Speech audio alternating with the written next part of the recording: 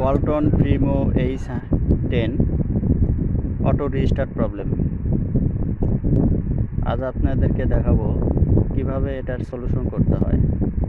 এটা মূলত দুই ধরনের সমস্যা থেকে হয়, ব্যাটারি থেকে হয়, পাওয়ার কি থেকে হয়। এটার পাওয়ার কিটা দেখা যাচ্ছে একবারে ফ্রেশ, ব্যাটারি থেকে 100%। তো চলুন দেখা যাক ব্যাটারি থেকে কিভাবে 1 মিনিটের মধ্যেই এর সলিউশন করা যায়। শুধুমাত্র একটা জাম্পারের মাধ্যমেই এর সমাধান করা যাবে। অনেকে ব্যাটারি চেঞ্জ করেও করতে পারেন, ব্যাটারি চেঞ্জ করা ব্যয়বহুল। তো আজকে দেখাবো আমি কিভাবে ব্যাটারি চেঞ্জ না করেই তা সমাধান করা যায়।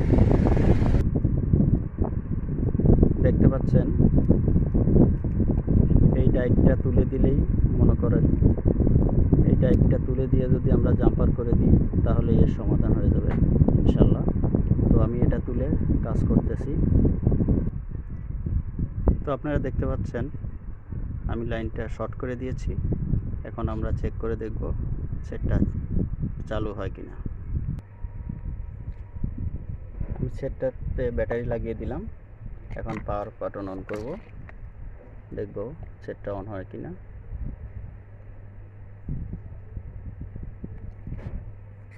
অন হয়েছে, দেখা যাক এখন এটা আগের সমস্যা থাকে কিনা।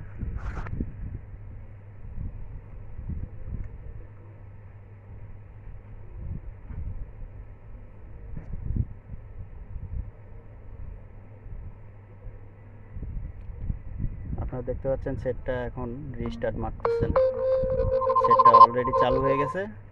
তো বন্ধুরা, আপনারাও এই সমস্যাটা সমাধান করতে পারবেন ব্যাটারি চেঞ্জ না করেই। এই তো সেট রানিং,